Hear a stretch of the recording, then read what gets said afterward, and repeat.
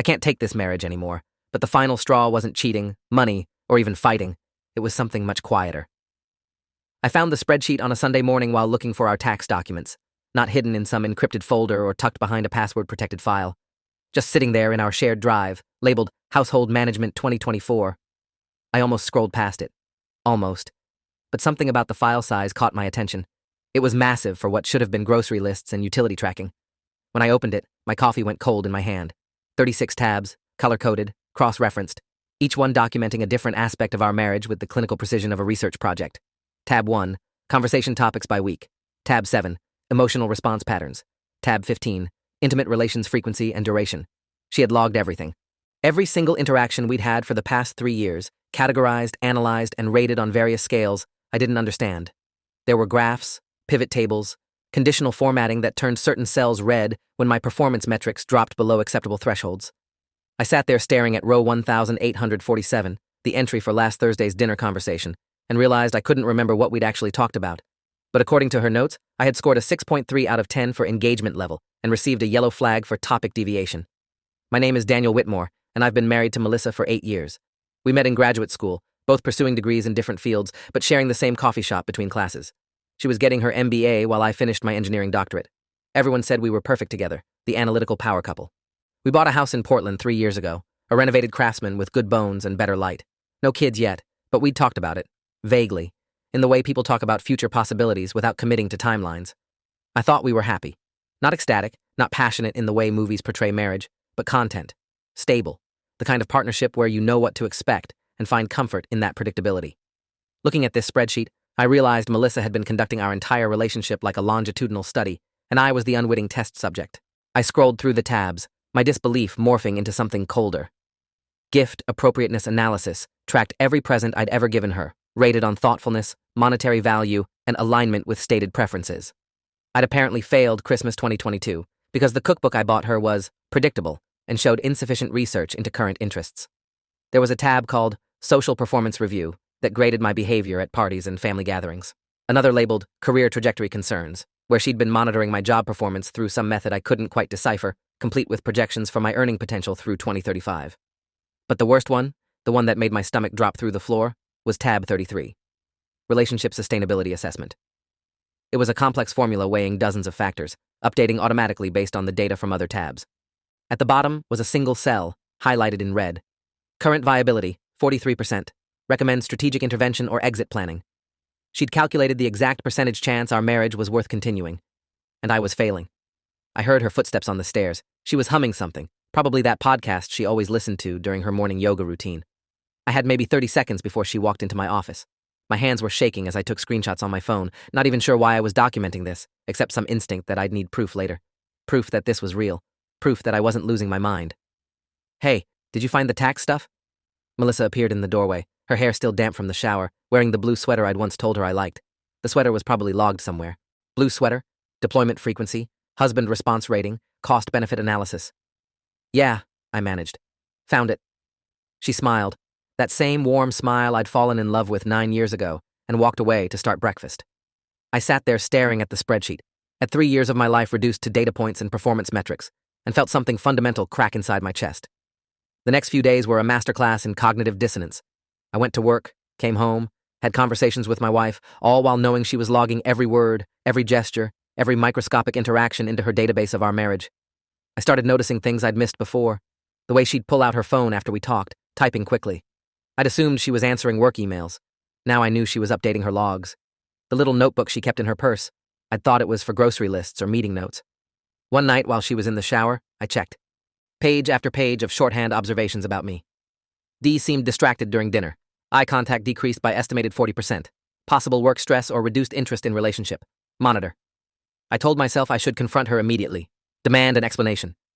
But something stopped me. Maybe it was morbid curiosity about how deep this went.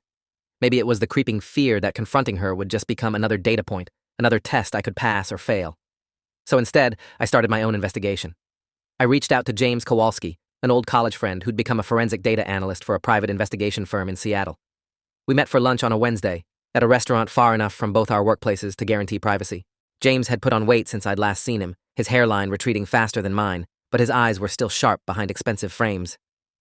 So your wife is tracking you like a research subject, he said, after I'd explained everything. He wasn't judging, just processing. How long has this been going on? 3 years that I can confirm, but there are references to earlier logs in some of the formulas. She might have physical records going back further. James was quiet for a moment, drumming his fingers on the table. Daniel, I have to ask this. Is there any chance she's doing this because of something you did? An affair? A betrayal? Something that would make her want to monitor you? No. The word came out harder than I intended.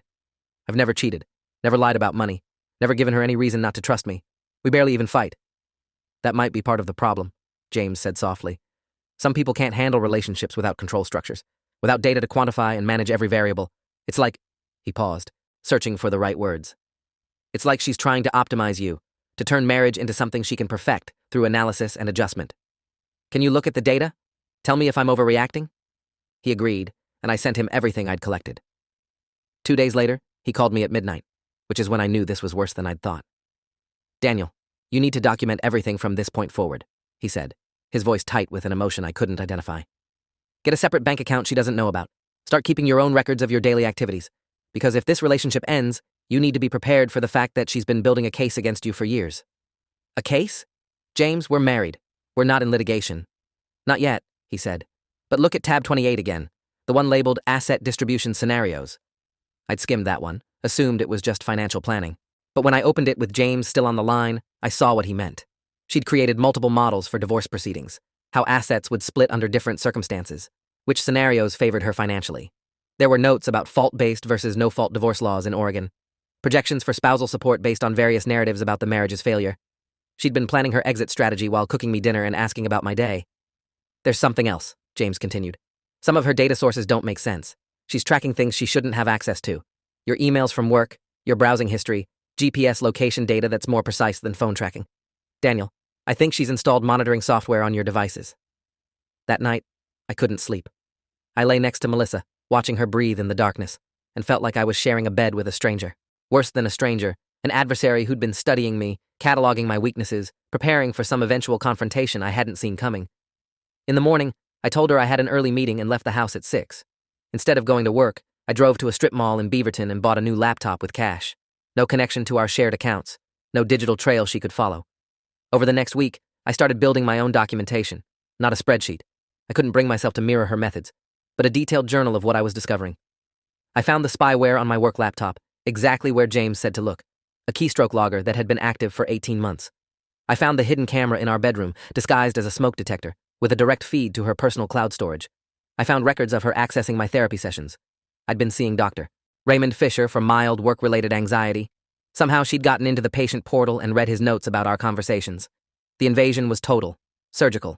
She'd turned our entire life into a panopticon, and I'd been too trusting, too comfortable, too stupidly in love to notice. I made an appointment with an attorney, Denise Cartwright, who specialized in complex divorces. Her office was in downtown Portland, all glass and steel, and uncomfortable modern furniture designed to make you feel small. She was in her 50s, with gray hair she didn't bother dyeing, and a reputation for winning cases people said were unwinnable. Mr. Whitmore, she said, after I'd shown her everything I'd compiled. I've been practicing family law for 26 years. I have seen abuse, fraud, manipulation of every variety. But this, she gestured at the printed spreadsheets covering her conference table. This is one of the most comprehensive violations of privacy I've encountered in a marriage. The question is, what do you want to do about it? I want out, I said, but I need to understand what I'm dealing with first. Is this illegal? Can she use this data against me in court? Denise put on her reading glasses and started going through the documents with a highlighter. The surveillance is definitely illegal in Oregon without consent. The spyware on your work devices could expose her to criminal charges. That's felony computer crime territory. The therapy records breach HIPAA regulations, which opens another can of worms entirely. But here's the problem. If you divorce her now, you're going to be fighting someone who's been preparing for this battle for years. She knows every vulnerability you have, every mistake you've made, every moment of weakness she can exploit. So what do I do? She looked at me over her glasses. You prepare better than she did. You find the things she doesn't want found. Because someone this obsessed with control and documentation, they always have secrets they're protecting. Always. I hired a private investigator that same day, Lucas Freeman, recommended by Denise, a former police detective who'd gone private after 20 years with Portland PD. He was younger than I expected, maybe 40, with the kind of face that people forgot easily, a useful trait in his profession. We met in his car outside a grocery store, because he said offices were too easy to bug. Your attorney sent me the preliminary files, Lucas said. I'm going to be honest with you, Daniel. This kind of surveillance behavior doesn't usually exist in isolation.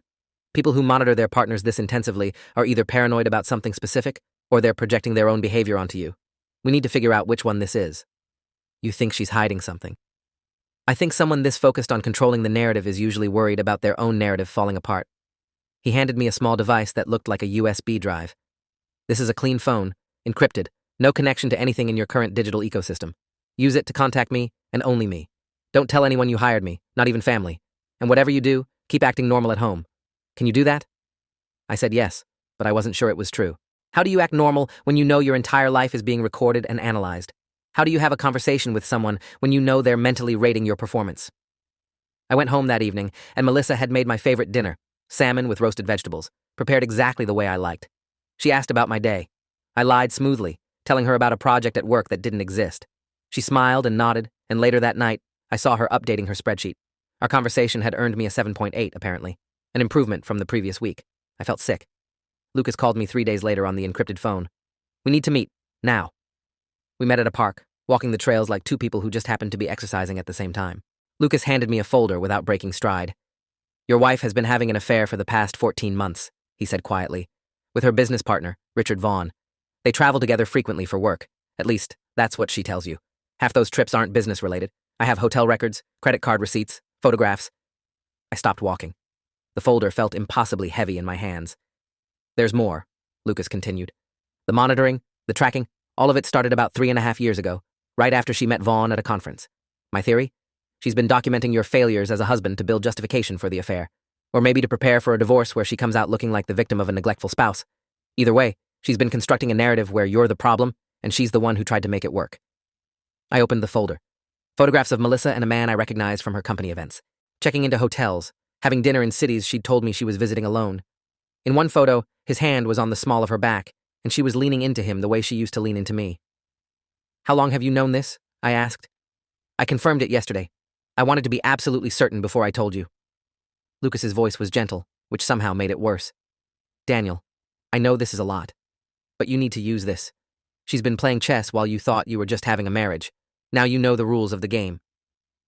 That night, I sat in my car outside our house for an hour before I could make myself go inside. Through the window, I could see Melissa moving around the kitchen, preparing for another evening of performing normalcy while secretly documenting my inadequacies and maintaining her affair. The betrayal was almost incomprehensible in its totality.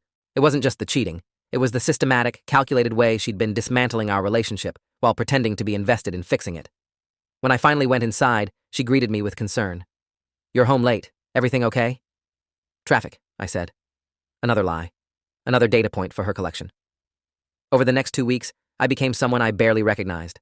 I played the role of devoted husband while secretly working with Lucas and Denise to build my own case.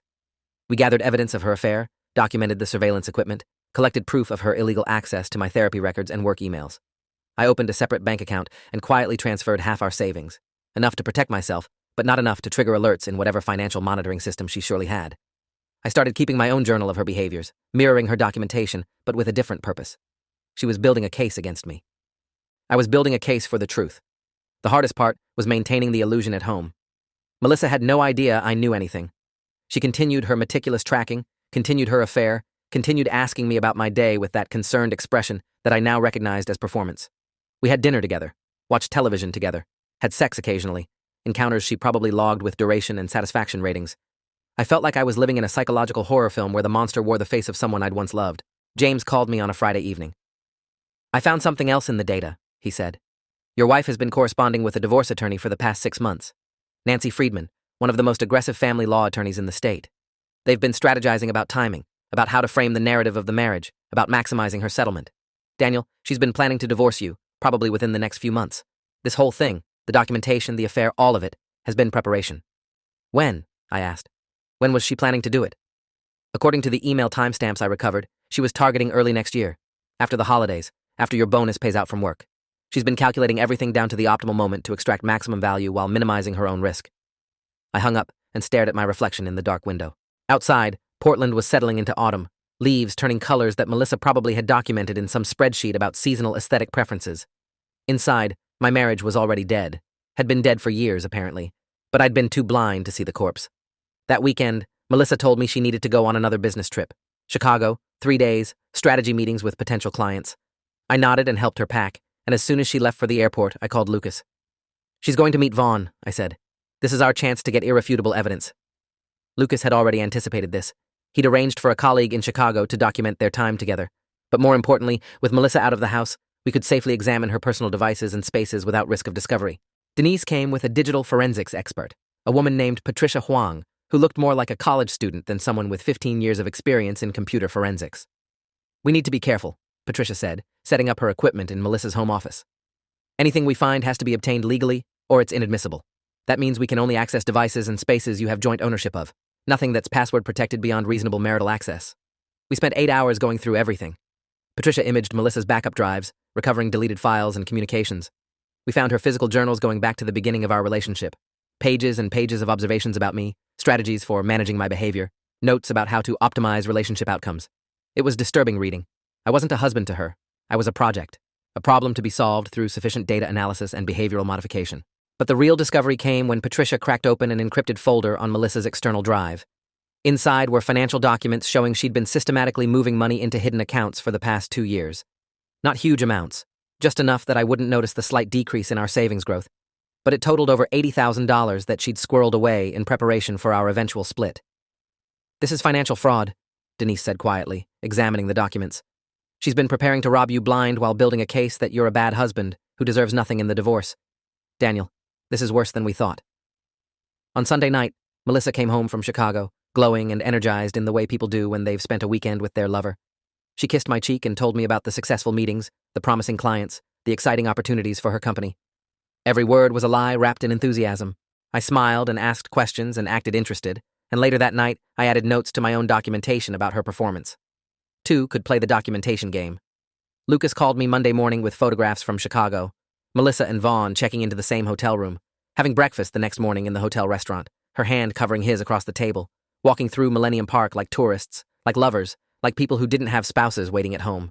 The evidence was incontrovertible. What's your next move? Lucas asked.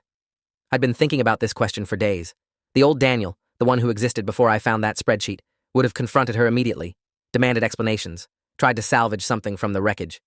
But that version of me had died when I realized my entire marriage was a controlled experiment. The new Daniel understood that this wasn't about saving the relationship. It was about protecting myself from someone who'd been weaponizing our marriage against me for years. I want to control the narrative for once, I said. She's been planning her exit for months, building her case, getting everything in position. I want to move first. I want her to understand what it feels like when someone you trust completely pulls the rug out from under you. Denise scheduled a meeting for the following Wednesday. Just me, her, and the mountain of evidence we'd compiled. She wanted to review our strategy, make sure we had everything documented properly before we made our move. Here's what's going to happen, Denise explained, spreading documents across her conference table. We're going to file for divorce before she does. We're going to submit all of this evidence, the surveillance, the affair, the financial fraud, the HIPAA violations from accessing your therapy records, and we're going to ask for everything. The house, the savings, spousal support if we can get it, and damages for the illegal monitoring. We're going to flip her entire strategy against her. What about criminal charges? I asked. The spyware, the hidden cameras, the data theft from my work computer. That's trickier. The district attorney would have to decide if they want to prosecute. But we can make a police report, get everything on record. Even if they don't press charges, it becomes part of the divorce record. It shows a pattern of behavior that no judge will look kindly on. Patricia, the forensics expert, had prepared a detailed report documenting every piece of illegal surveillance Melissa had conducted. It was over 100 pages long, technical and precise, the kind of evidence that destroyed defenses in court. James had compiled a data analysis showing how she'd manipulated her documentation to create a false narrative about our marriage. Lucas had photographic and financial evidence of the affair that would obliterate any claim she might make about being a faithful spouse, driven away by my failures. We had built a case so comprehensive, so devastating, that even Nancy Friedman, Melissa's attorney-in-waiting, wouldn't be able to salvage her position. When do we file? I asked. Friday, Denise said. We file Friday morning. You'll need to move out before she's served. Get your essential belongings, your important documents, anything you can't replace. Do it Thursday night while she's at work. Then stay somewhere she can't find you. Because when she realizes what's happening, she's going to be desperate, and desperate people do unpredictable things. I spent Wednesday and Thursday in a state of surreal calm. This was really happening. After 8 years of marriage, after months of discovering the truth, I was finally taking action. I went to work, came home, had dinner with Melissa, acted like everything was fine. She had no idea that in 48 hours, her entire carefully constructed plan would implode. Thursday evening, Melissa told me she needed to work late, finishing a presentation for a Friday morning meeting. Perfect. I waited until she left, then called James and Lucas to help me pack. We worked quickly and quietly, loading my clothes, my books, my personal items into their vehicles. I took my computer, my important documents, things that had sentimental value. I left the furniture, the art, most of the shared possessions. I didn't want anything that would remind me of this house, this marriage, this elaborate deception. As I was doing a final sweep of my office, I found something I'd missed before, a small leather journal tucked behind some books. I opened it to find Melissa's handwriting, but these weren't her usual analytical observations. These were personal reflections, dated entries like a diary. I don't know if I ever loved him, one entry read, from 2 years ago, or if I just loved the idea of who he could become with proper guidance. He's so passive, so content with mediocrity. Richard makes me feel alive in ways Daniel never could. Another entry, more recent. The data doesn't lie. He's a 6 at best, maybe a 7 on good days. I deserve someone who scores in the 9s consistently. Richard is a 9.5. The transition will be painful but necessary. I just need to time it right, make sure I'm protected financially and reputationally. I photographed every page, added it to the evidence file, and left the journal exactly where I'd found it. Let her wonder how we'd gotten so much information. Let her feel the paranoia of not knowing what we knew. By midnight, the house was stripped of my presence. I stood in the doorway one last time, looking at the space that had been my home, and felt nothing. No sadness, no nostalgia, no regret. Just cold clarity that I was escaping something toxic that had been slowly poisoning me for years. I stayed at James's apartment that night, barely sleeping, knowing that tomorrow everything would change. Friday morning at 9, Denise filed the divorce petition along with a request for a restraining order based on the illegal surveillance. By 10, a process server was at Melissa's office, handing her the paperwork in front of her colleagues. By 11, I'd filed a police report about the spyware and hidden cameras, giving Detective Angela Morrison copies of everything we'd documented. My phone started ringing at 11:15. Melissa, calling over and over. I didn't answer. She left voicemails, her voice progressing from confused to angry to panicked. Then texts started coming through. What the hell is this? Call me now. Daniel, this is insane. We can talk about this. You're making a huge mistake. I have evidence too. You won't win this. Please just call me. Let me explain. I blocked her number and waited. Detective Morrison called me that afternoon. Mr. Whitmore, I've reviewed the evidence you submitted. This is definitely criminal territory. Computer crimes, invasion of privacy, potentially identity theft, depending on how she accessed some of these systems. I'm going to recommend the DA pursue charges.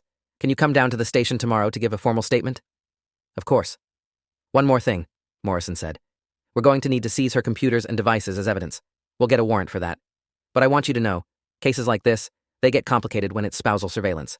Sometimes prosecutors don't want to touch them. But what she did to you, the scope of it, that goes beyond typical marital snooping. I'm going to do everything I can to make sure she faces consequences. The weekend was a blur of legal activity. Denise filed additional motions based on the financial fraud we'd discovered. Lucas delivered his full investigative report, including the Chicago photographs. Patricia's forensics report was submitted to both the court and the police. We were building a fortress of evidence that Melissa couldn't breach. On Monday, I got a call from an unknown number. Against my better judgment, I answered. Mr. Whitmore, this is Nancy Friedman. I represent Melissa Whitmore. I'd like to discuss the possibility of mediation before this gets any more contentious. Miss Friedman, I'm represented by counsel. You should speak to Denise Cartwright. I understand that, but I wanted to reach out personally because I think there's been a significant misunderstanding. My client has been documenting marital issues in an attempt to improve the relationship, not to harm you. The surveillance, while perhaps overzealous, was motivated by concern for the marriage. I almost laughed. She was having an affair while documenting my failures. She stole money from our joint accounts. She illegally accessed my medical records and installed spyware on my work computer. None of that was motivated by concern for our marriage. There was a pause. We have our own documentation that paints a very different picture of events. I'm sure you do, but documentation manufactured to support a predetermined narrative isn't evidence, it's fiction, and unlike my wife, I have actual, verifiable proof of everything I'm claiming. So no, Ms. Friedman, there will be no mediation. There will be discovery and trial if necessary, and your client will be lucky if she avoids criminal charges. I hung up and immediately called Denise to tell her about the contact. Good, Denise said. She's scared. That means they know they're in trouble. Nancy doesn't reach out for mediation this early unless her client's position is weak. We keep pushing. The divorce moved forward with brutal efficiency. Discovery revealed even more than we'd initially known. Melissa had been documenting our marriage since we started dating. 9 years of observations, assessments, and strategic planning. She'd created detailed profiles of my family members, analyzing them for potential influence in a divorce scenario. She'd researched my employer's policies on spousal support and employment contracts. She'd consulted with a therapist, not for marital counseling, but for advice on how to document a spouse's mental health issues to use in custody disputes, even though we had no children. The level of premeditation was staggering. Richard Vaughn's wife, Amanda, contacted me in November. She'd found out about the affair after the divorce filing became semi-public through mutual professional connections. She was filing for divorce too, and wanted to coordinate our cases since our spouses had been collaborating in their deception. They deserve each other, Amanda said when we met for coffee. She was a pediatric nurse, warm and straightforward, nothing like the calculating persona Melissa had perfected. I found Richard's notes about exit strategies. He and Melissa have been planning to end both marriages and move in together once the divorces were final and the financial settlements secured. They were playing us both. How long have you known? I asked. 2 months. I hired a private investigator after Richard started acting weird. Turns out he'd been having affairs before Melissa, but she's the one he decided to trade up for. The investigator found emails between them discussing timelines, coordinating their divorce filings so they'd both be free at the same time. It was like reading a business plan for relationship fraud. We compared notes, shared evidence, realized that Melissa and Richard had been even more calculated than either of us had initially understood. They'd created a joint 5-year plan that involved divorcing us, combining their professional resources to start a new company, and building a life together on the financial and emotional wreckage of their abandoned marriages.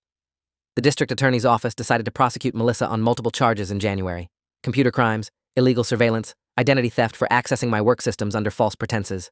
The lead prosecutor, Michael Bennett, was a 15-year veteran who told me he was taking the case because he was tired of seeing people abuse trust and technology to victimize their partners. A lot of times, spousal surveillance gets dismissed as a domestic issue, Bennett explained during our meeting. But your wife crossed every line. She didn't just snoop through your phone or check your browser history. She installed malware, created comprehensive surveillance systems, stole medical records, infiltrated your work computer. That's not a jealous spouse. That's a criminal enterprise operating under the guise of marriage. The trial was set for March. But before it could start, Nancy Friedman reached out to Denise with a settlement offer. She'll agree to an uncontested divorce, Denise reported. You keep the house, the savings, everything.